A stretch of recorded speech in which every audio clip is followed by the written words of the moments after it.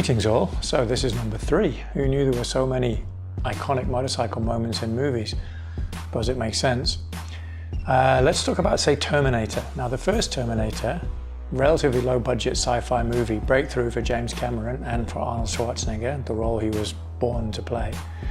But a negative character, a villain, a murderer, a robot, and without the best budget special effects, wasn't really an inspiring motorcycle chase with a pickup truck, and definitely not iconic. However, I think it did lead to Terminator 2.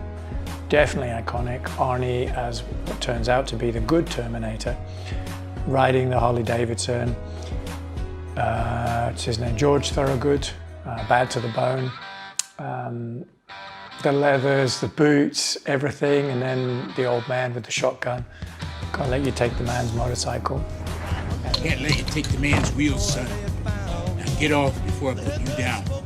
And then, of course, we get a foreshadowing about this particular Terminator because he doesn't kill him. He takes the shotgun off him and reaches menacingly forward, but takes the sunglasses, puts the sunglasses on. Definitely iconic. Other points to note as the Terminator's riding along when he's going to rescue the kid from the new Terminator, the T-1000, and he's on the Harley. He reloads the shotgun while he's driving by spinning it around his fingers like in an old Western.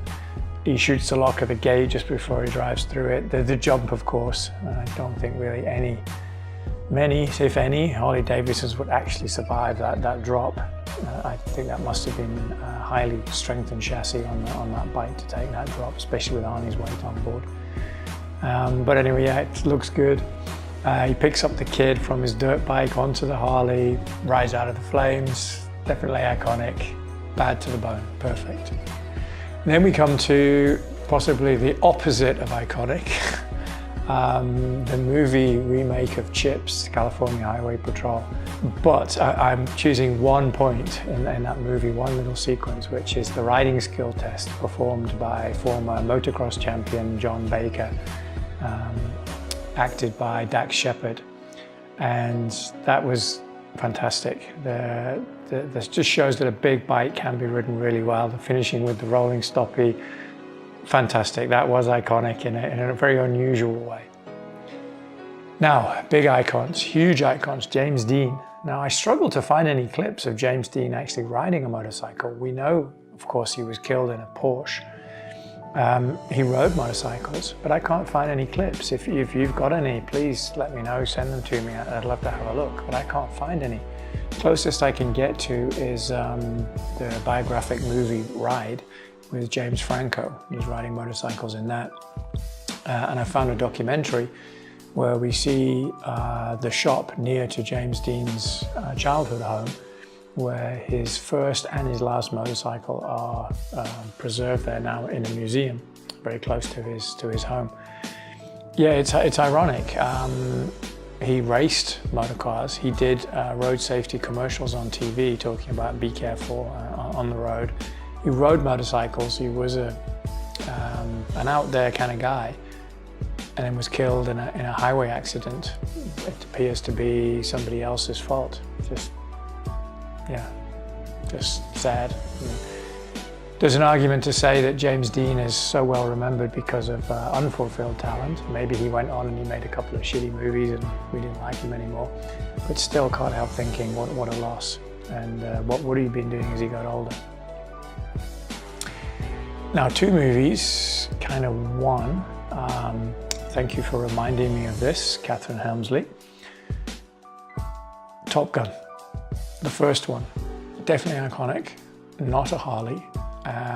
Kawasaki on the map, the GPZ 900, revolutionary bike at the time, did things, had features, huge engine, lots of power, but it had awesome suspension. Then we've got the iconic bike jacket, I mean the leather flying jacket Tom Cruise is wearing, the Ray-Bans, of course, racing along the road next to F-14, iconic. I mean, I've talked about this in another film review of Top Gun Maverick, but you know, I bought a GPZ, I've got the jacket, etc. I became a pilot. It was just definitely iconic. And then Top Gun Maverick, Top Gun Part 2. where they cleverly reference the old bikes. We even see him riding the GPZ 900 on the day he's going to work to try and beat the Mach 10 speed.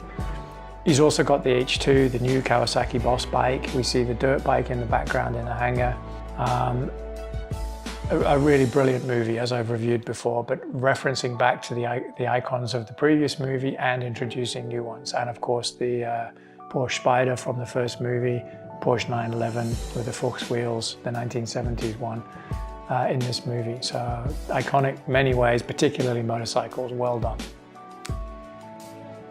Now let's talk about a very serious movie. I think I shied away from it, although it came top of the list when we were thinking of iconic motorcycle movies. The motorcycles are iconic, I suppose. I shied away because I don't like Harley Davidsons. I really dislike choppers, particularly ape hangers. I just don't get it. I think they're silly. If you have a justification and explanation why you would want to have a Harley Davidson chopper with ape hanger bars, I really don't understand, but put it in the comments. Let me know. Explain to me why. Easy Rider. Very powerful movie. It stuck a finger in an open wound in the United States at the time, in the middle of the Vietnam War. It was outside the studio system, put together by Hopper and Fonda themselves, written by those two guys with a friend, produced by Fonda, directed by Hopper. Very, very powerful movie, not in line with the mainstream media at the time. And it was referring to freedom. Now, that's something we associate with motorcycles, going on a motorcycling trip, the attitude of motorcyclists. But the Jack Nicholson speech is as relevant today as it ever was. Relating to personal freedom, expressing it, and the fact that people take these rights extremely seriously and will talk about them and shout at you if you appear to be trying to infringe them, but you exercise them at your peril. It's freedom. What the hell's wrong with freedom, man? That's what it's all about. Oh yeah, that's right. That's what it's all about, all right. And these are guys following their own path. Billy and Wyatt. Billy the Kid, Wyatt Earp, modern day cowboys.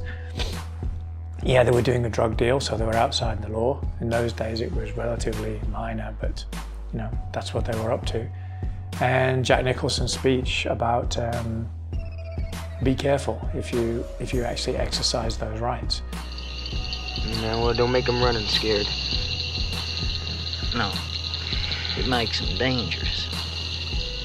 And it is iconic. The motorcycles represent something very powerful there.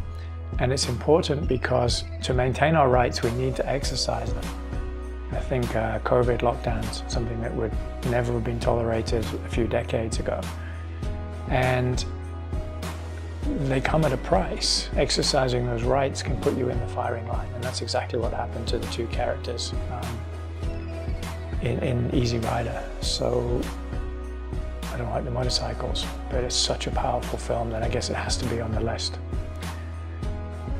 So please exercise your rights, but in the words of Sergeant Phil from Hill Street Blues, let's be careful out there. Hey, let's be careful out there. Okay, feedback welcome as usual. Please subscribe, send me messages. What else have I missed? There must be many out there. I'm going to see if I can dig out some more. These are some of my favorites. Thanks for watching.